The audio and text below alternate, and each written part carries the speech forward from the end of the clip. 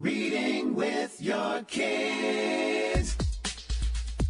Hola, ni hao, konnichiwa, assalamu alaikum, shalom, jambo, bienvenidos. Hi, my name is Jedley, and this is the Reading with Your Kids podcast, an iHeartRadio Best Kids and Family Podcast Award nominee.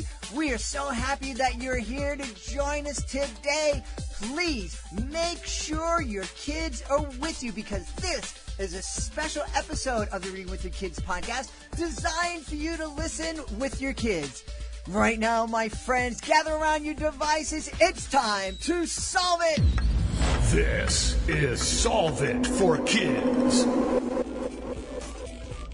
Hey, so great to see you. Come on in. You are looking fantastic. Hi, my name is Jedley. Welcome to Solve It for Kids, the podcast that gives kids and families a peek into the real world of scientists, engineers, and artists as they solve problems in their jobs using curiosity, critical thinking, and creativity. Now, please welcome my co-host, my partner in exploration, our dean of all things STEM and STEAM, Jennifer Swanson. Hey, Jennifer, what's going on? I am doing great. How are you, Jed? I'm awesome. I'm so excited. Solve It for Kids. The first episode was like amazing. I learned so much, and I can't wait to figure out what we're going to be learning today. Well, I don't know exactly yet, but I'm feeling very magical about today's guest. Magical. So I don't know. It's just something out there. That's like, well, that's probably for me, because I just bring magic wherever I go. But before we talk about what we're going to be learning today, do you have a shout out for someone? I do. We have a brand new team member that we would like to give a shout out to. Hello, Emily. Thank you for joining the Solve It for Kids team. Oh, yeah! This is awesome. Emily, good for you. Thanks for being a member of the team. Now, what did Emily do, or what did Emily's parents do to make her a member of the team? Well, if you're interested in becoming a member of the Solve It for Kids team, ask your parents and go to the Solve It for Kids website and click on Become a Team Member, and all the information is there. And if you're a team member, you're going to get special looks behind the scenes, and we'll give you a shout out on your birthday and all of these different things. So check it out on the website. That's awesome. I can't wait to have so many team members that it takes us a half an hour to shout out to every. Oh no, I probably don't want that. Anyways. Hey, can I spin the wheel and find out what we're going to do? Yes, spin the wheel. Here we go. How do you cut a person in half safely? I have no idea, Jed, but boy, I can't wait to find out. Well, Jennifer, I know how to solve the first part of that problem perfectly. I just don't know how to put the person back together again. But I know someone who can. I can't wait for you to meet my friend. Some people claim to be the best magician in their city or town. Some people claim to be the best magician in their state or in their country. But my friend was named the First Lady of Magic for a continent, an entire continent. And I'm not talking about Antarctica where all you have to do is perform penguins. No, my friend is the First Lady of Magic for Australia. Please welcome to the show, Sue Ann Webster. Sue Ann, how are you? I'm really well, Jed. Thank you for the amazing introduction. I was going to say, now where do we go from here, Jed? You've taken us to the top of the mountain, and now the show's over. The reason I'm so excited is because Sue Ann is an awesome magician. She's also an awesome friend. And kids are always asking me, how do you cut a person in half? And I don't know. I don't know how to do it. But Sue Ann knows how to do it. She has her own unique version of it, too. So, Sue Ann, how do you cut a person in half and then put them back together and then keep it a secret? Whoa. Well, that, No pressure. that's Well, I suppose it all comes down to smoke and mirrors. Well, there's a lot of performance. I suppose it's a science in performance, really. Sure. Because there's a lot of audience psychology, there's a lot of misdirection, and there's a lot of and misdirection can come in the forms of sound misdirection, color misdirection, timing, and all sorts of things. Larger movements cover smaller movements, and with any kind of illusion, magic trick, any kind of sort of performance, magicians are constantly using all of the methods that we can to manipulate, I suppose, a person's mind in what they see. So what I'm doing in reality is different to what someone's perceiving it. And so we have to be very careful with not exposing secrets, because once you expose the secret, there's no magic anymore. So Right. the magic happens when there's lots of secrets. And I must say, it's astonishing to know how easy it is to be deceived. And magic will reveal that like nothing else. So can you, I mean, without giving anything away, can you give us an example of like what you would do? Like a clap, like a sound that might distract people? Exactly. Well, if we need to move something from some place to another and it might make a sound, yes, we can use sound, like clapping, like get the audience to clap and they can't hear what's happening. So anything like that, and you don't even know it's happening as an audience member, because it all flows on with sight and sound and timing, and it's like a roller coaster. If somebody gets on that little carriage on a roller coaster and off you go, and before you know it, you've just had an amazing experience, but and it's done. But the trick about it is to then move on to something else, to stop people from thinking, hang on a minute, how did she do that, or how did the magicians do that? And then suddenly you're on another roller coaster somewhere else. You're taking them on an adventure, on a story, and before their minds stop to think, you're taking them somewhere else. And then when they look back over the whole thing, the whole performance, if you've done your job properly as a magician, the people will just remember all the positive things, because that's what humans generally remember in their mind, the positive aspects of something. If you keep that highlighted in their minds, then they will remember exactly what you want them to remember, and that's not the secret. It's just the magic of it. And that's why I love performing magic so much. There are some people get up on stage and they say, look at me, look how cool I am because I can do this. But I love to get up on stage and tell a story, or bring somebody up on stage and let the magic happen in their hands, or because of something they do. Yeah, just to give them a good time and feel good about themselves. It is an ultimate reason to perform really anything, because why would you do it for any other reason? So yeah, I agree with that. When I do presentations for kids at schools with my books, I make them very interactive. I get the kids to be involved. I want them to be like, yes, I want to be an astronaut. Raise your hand.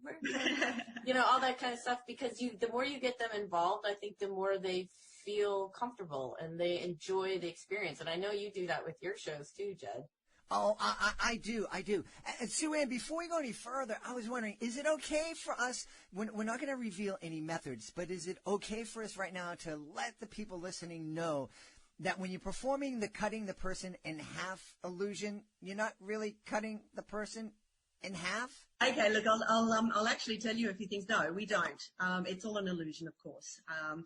Back in the old days, when all of this started, back in I think it was, the sawing in half is commonly believed to be invented by P.T. Selbert and first performed in the January of 1921 on stage. Wow. And so it's almost 100 years ago. It's Yeah. 100-year anniversary. And when that first happened, the time then was not like today, where we have the internet and television and movies, and we're so used to seeing all sorts of things. But back then, to saw someone in half, it was like, whoa, we have to go and see this, Oh, yeah. And for all intents and purposes, it looked real. And of course, the person came back to life.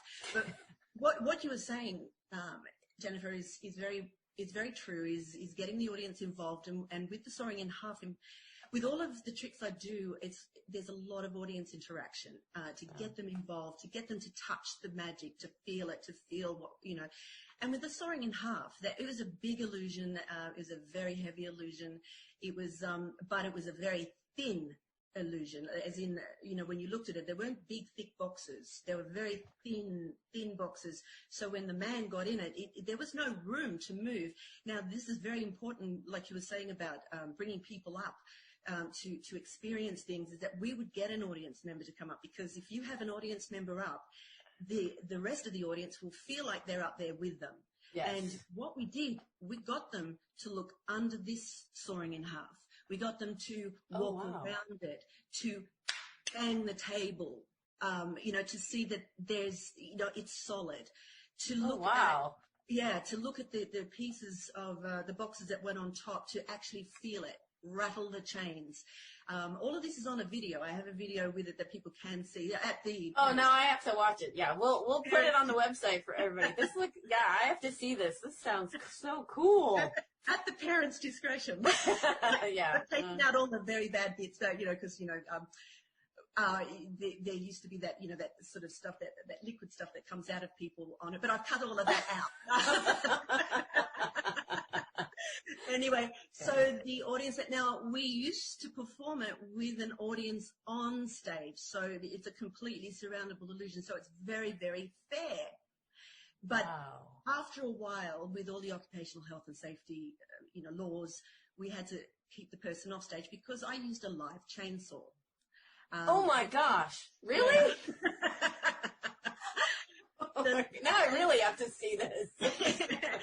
The chainsaw was extended, so people could see it going right through the illusion, because a lot of chainsaws are fairly short. This was extended, and I would prove that it would work, because it would go through a piece of wood on stage before the performance. So it was a little bit of fun. It was tongue-in-cheek the way we used to perform it, but it looked pretty grand guignol. It was but it was fun. It was supposed to be funny.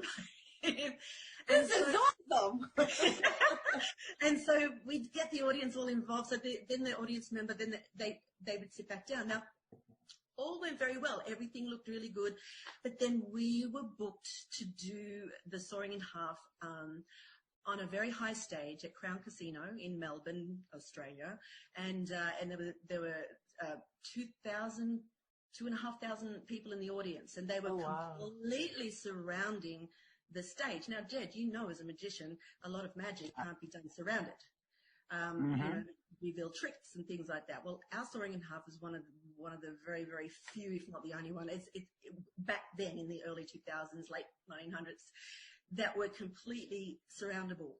Now, sure, people can look underneath, they can look on top, they can touch it and the whole thing, but in performance, to be able to hide the person who got on the table, and there's no room to move. And see, this is the illusion of it. There is no room to move. So we had a little problem. We had to solve it in the fact that the audience were underneath. They were on top under, it's normally illusions are built so people see them from certain angles. This one was underneath. So pretty much this soaring in half had to be completely surroundable, as in above and underneath as well. Wow. So to solve that, well, without giving away secrets, we go back to what I said before about the misdirection, about optical illusions, about timing, about all sorts of things. So I had to do a lot of misdirecting with the way I presented. But there was just a simple little solution, because a lot of solutions, generally, when you step back from a problem, instead of getting overwhelmed by the problem, you just look at it and say, "Now there must be something simple we can do here." Right. And we solved the problem by just there was a little tiny addition to it. That addition came with, I suppose, I can reveal that the fact that we used colouring, because different colours will attract people's eyes. So we're looking at taking the mind away from where I want them to look to something else, and that something else was a bit of colour. And that's just to give you an idea. When you got white and black, white's going to stand out against black. Right. Yellow, yellow against, yellow against black. Silver, shiny things tend to take the eye away from something that is a matte color. All right. And all of these things, now these things can be so small, and it can be just, these things can be used to actually highlight something, that we want people to see. But at the same time, they can be used to take the eye away from something we don't want them to see. And it's as simple as that. Wow. So basically you're a psychologist too. Like, you understand how people think. But I mean, that's really, that's true, because if you play on stuff that, people are kind of trained to know or whatever to look at, the thing that while you were describing came to mind is, when I did a book called Brain Games, which is basically how, your brain thinks. And if you imagine a red octagonal square, people will immediately think that that's a stop sign. So if you play on something like that they know, then that'll get them to think about something else or look in a different direction. Or absolutely, and magicians do that all the time. And the most impressive magic of all is when you get an ordinary object that people are so familiar with and doing something extraordinary with it. And that's when they say that's impossible. You see, if something is, if you have a piece of a magical apparatus and it's all done up really pretty and it looks pretty, it looks fantastic, it looks wonderful, but it can also look suspicious. Whereas if you have an ordinary something and make it extraordinary, that's when people say, no, there was the sub-trunk illusion where, you have magicians changing places, in a split second. We just had an ordinary wooden trunk, and again, the audience will come up and tap, like they'd bash it, and they'd inspect it, and they just go, no, that's impossible. They'd inspect everything. That's the beauty of having an audience member to inspect things, to touch things, is they go, no, that's everything. Guys, all those audience members out there, this is real. I can tell you for a fact that there's nothing wrong with this. And then you then you do your illusion, and people are like, what happened? Exactly. How did they do that? Exactly. So it's as simple as that. And yes, there's a lot of audience psychology in it. So, Ann, one of the things that you said that I just want to emphasize is that you were faced with this really, really challenging problem, and you were looking at it and talking to different people, and you weren't able to solve it until you took a moment to kind of step back, step away from the problem, take a deep breath, and relax. And then when you went to look at it again, you were able to discover something new. Your brain was able to look at the problem in a new way, and you were able to solve it.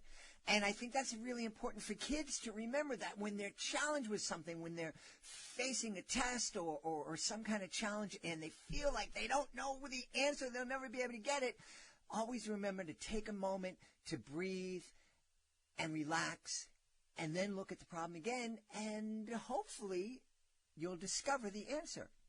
Exactly. Because what those kids are doing when they're studying and taking tests is that, the adults know that these kids can do it. And really what the children are learning is just to stop, let your brain just relax, step out, and it's problem solving. And we know that kids can do it. It's just the children, the kids have got to believe that they can do this. And like you said, Jed, it's just a matter of sitting back, relaxing, saying, no, I can do this, and let your mind just relax. And, most of the time it will just come. You'll just see it. Mm-hmm. So I have a question for you, because clearly you know how to problem solve on your feet. Like if you were on the stage, like in something. So have you had, or can you share things that have gone wrong? Any quote unquote failures where you have to figure it out like immediately right in front of people? Oh, you had that? Oh, yes. And, magicians who say that hasn't happened, they're lying. Jed's nodding his head, yes. In fact, there's very clever magicians who have developed magic sports, and that is precisely to train a magician how to get out of these difficult situations. Oh, wow. For example, one of a very simple magic sport game. It's like theatre sports, but for magicians. And the magicians might perform the linking rings. This is one of the simplest, and they'll always be performing it to a piece of music that they know. And they'll get on stage and they're nervous, maybe they're overexcited. They'll have a routine, but they know exactly what they're going to do with those linking rings, where the rings melt through each other and they link and unlink to the piece of music. It helps them perform. If they're performing to music, the magician gets up and he doesn't know, or he and she doesn't know what music that they're going to be given. So the audience will give them any piece of music, and they have to perform to that. So it's like improvisation skills, and they have to think. Wow. That's one of the simplest things. One of the hardest things to do as a magician is that you have your magic ready to perform in front of you, and somebody comes up without you looking, and they take one little thing away. Yeah, see, Jed's laughing. He knows that can kill your whole magic trick, and you have to think on your feet on how to solve that, because what the magician needs to remember is that the audience has no idea what you're about to perform. And so you need to think on your feet. And magicians, this is another thing magicians don't do, is give away what they're going to do beforehand. Because that's when you're getting everyone to say, oh, they're going to do this. So you're going to look for everything that's related to that. And, if something goes wrong, I go, okay, okay. So you don't tell them. You lead them along a story and perform something, so they don't know what's going to happen beforehand, but you're leading them to a point. They know just enough, and then you perform the magic. But yes, it does happen, and it happens we could simply forget something. Something wasn't placed in the right position. It's gone. Or maybe, okay, here's one, the cups and balls, right? The ball might fall off the table. And it's like, oh no, what's going to happen? Because that will just ruin the whole routine if we don't think on our feet really quickly and just move on with that. Go and pick it up. Just you might have to change the magic slightly, but the audience doesn't know what your next move is, so you will need to think on your feet and improvise the moves and get it back on track. It happens, yes. So. And you just kind of roll with it, so to speak. You gotta roll with it. You just are like, okay, yeah, that one worked okay, and now we're on to this kind of That's thing. right. It's amazing what a smile can do. Misdirection. Exactly. Hey, it's all right. I'm having a good time, and see, when the magician's having a good time, the audience is going to have a good time. If they look like, oh no, something's gone wrong, the audience is just going to, this is really bad. They won't do Yeah. A lot of kids will ask me if I've ever made a mistake on stage, and then I'll answer them very honestly. I don't think I've done a show where I haven't made a mistake on stage. You're an honest magician. That's really good. Yeah. I mean, especially because, you have to work. I mean, there's, like you said, there's so many moving pieces that you guys literally do. I mean, when I do my presentations, I'll have a PowerPoint slide, and occasionally the slides will get out of order, but that's not horrible. Whereas with you guys, you have so many moving parts. Yeah, and it is a true thing with magicians. It's if something can go wrong, it will go wrong, and no matter how many times you perform it, by yourself, in front of an audience, in front of your dog or your cat or whatever, in front of your friends, it doesn't matter how many times you performed it, because you're in front of a live audience, and that's the best time to perform magic, is in front of a live audience, because anything on screen, they'll think, oh well, we know that can be an editing magic, and that's very true. We can hide things very well on screen, and maybe a little later in the program I can sort of give that away, probably with one of the sawing in half that the kids can do from Astounding, is that it's different performing live, because the human brain can't necessarily remember back on a certain when a certain thing happened, whereas on video they can stop and start it, they can go over every single frame and they'll find the secret, whereas in real life you know that the brain won't see a particular something if you sort of smile, whereas it doesn't happen on screen. They won't look at you smile. They look at what you're doing. I'll ask you both. Have you had? I assume you've had both people come up to you and say, "I know how you did that." All the time. Yeah, lots of kids come and adults come up to me and they go, "I know how you did that," and they don't. With the floating table. Oh, Jed, the floating table. They'll come up and they'll say, "I know how that's done. It's done with magnets, or it's done with little fans." A drone. A drone. There you go. And it's like, that's really good. Keep thinking, because you don't want to, you just want the kids to keep on thinking. There's great imagination, and you got to use that. That's great. Yeah. Exactly. But it's cool because they are trying to think about how this could have, been figured out. So of course you guys, you don't want to squash their dreams Going back to something that Sue Ann said earlier on in the interview, unless you're really interested in performing magic, to just reveal secrets, to just know secrets, it does take away from the magic. My beautiful wife will oftentimes come to a show and she'll be in the audience with me, and I don't keep secrets from my wife. And I remember one time she was watching Sue Ann perform, and she turned to me, she said, how does she do that? And I said, do you really want to know? And she said, yes. So I told her, and then she turned to me and she said, you ruined the magic for me. So now I don't tell her any secrets, and she loves magic. Yeah, that's exactly like my husband. Yeah, he just does not want to know because it ruins it. Well, and so I'm an author, so I will watch movies and I'll know like who the killer is or where this plot line's going. And my husband's now like, just don't tell me. Although he's getting better, and he'll go, I have this. Like, I figured this out. And I'll be like, no, you're wrong. It's not that person. It's this person. But okay. Same thing. So do you have any tips for our aspiring magicians out there, maybe? Like, where did they start, or do they just practice over and over? What do you think? Oh, yes. Look, there's, the best thing to do, I suppose, to start is to get a magic book. They can find them from the libraries. They can find them online anywhere. I have one, yes. It's called Astounding. Now, the Astounding Quick Slick Magic Tricks by Sue Ann Webster.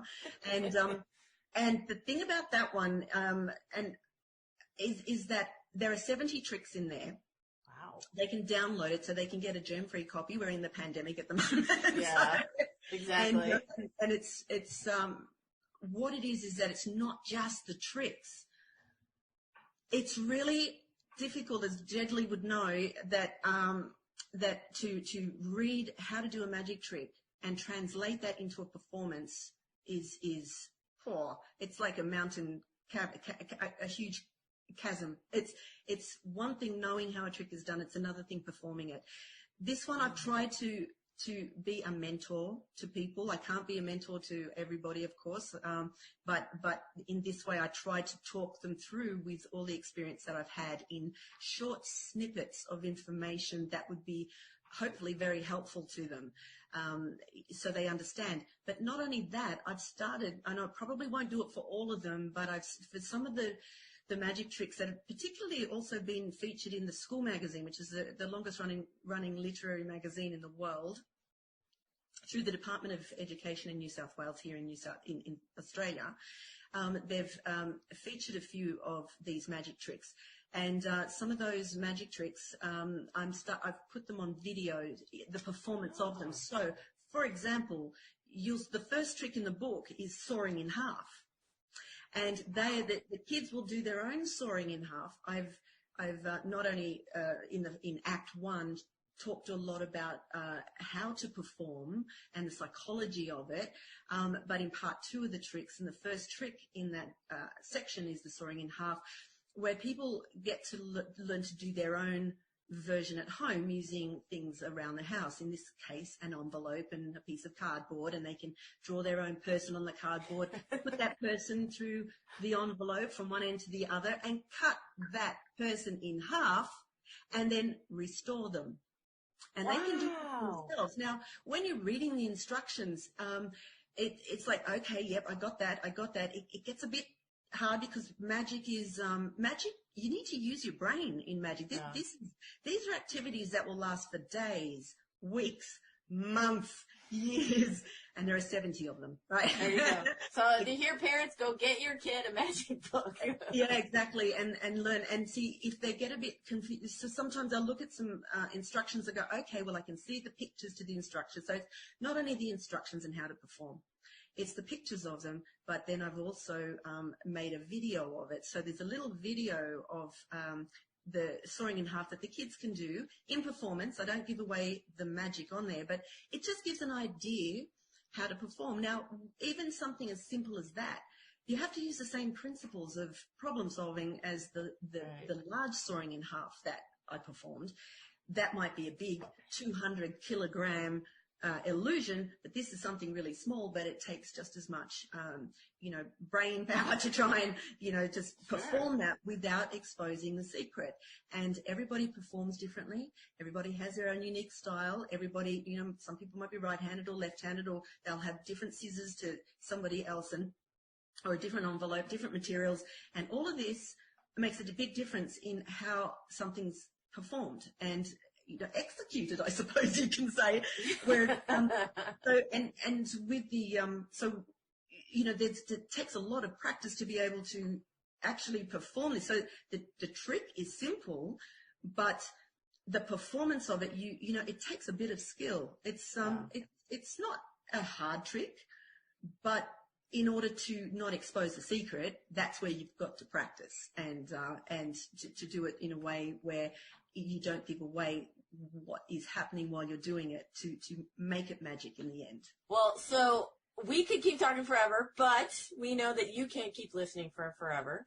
Jennifer, before we say goodbye to Sue-Ann, we want all the kids out there to go to solveitforkids.com. We're going to have links to some of Sue-Ann's performance videos, but also Sue-Ann just texted me. She's giving us permission to put up instructions to teach you how you can do your own cutting the person in half illusion. And when you perfect it, take a video of yourself doing it. If you're on social media and you have your parents' permission, put it up on social media, tag it, Kids Solve. We'll make sure that Sue-Ann has a look at it.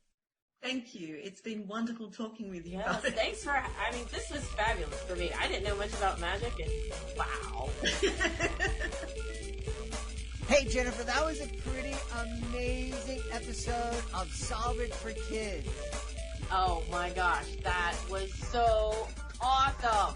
Isn't it cool? We have such great friends. I mean, Aquanauts, and I understand an astronaut or three. And I know, these amazing artists. And, wow, talk about all the fun we're going to have here on Solve It for Kids. I mean, we're going to be introducing kids to some amazing people. Oh, absolutely. And the scientists and engineers and experts are just as excited to meet our listeners as we are to listen to them. Yeah, and that challenge thing, I love Sue-Ann's challenge, and remind everybody where they can go to let us know that they're doing the challenges. So, if you forget what the challenge is, go to our solveitforkids.com website, because it'll be listed there, and you can even listen to the podcast again if you want. And make sure you ask your parents' permission, but once you do the challenge, don't forget to tag us on Twitter and Instagram at @KidsSolve, because we want to see the cool things that you're creating to go along with this, and so do that. Our guests, they're all excited to see something that kids are creating. Yeah. And kids, if you want to learn more about my friend Sue-Ann Webster, you can go to her website, which is ladymagician.com.au, because she's over in Australia, which is like the other side of the world, and it's so cool. Jennifer, where else? Remind kids again where they can go to become a team member of Solve It for Kids. So go to the Solve It for Kids website and click on Become a Team Member. Make sure you take your parents with you, and you can take a look at all the different things that you can that will be available to you when you become a team member of Solve It. That sounds awesome. I don't know about you, but I'm so excited. I had such a great time. I need to go to bed and rest because we have another episode next week, right? We do have another episode next week, and this one's going to be tons of fun. Awesome. Well, until next time, everyone, thanks for being part of Solve It for Kids. Bye, Jennifer.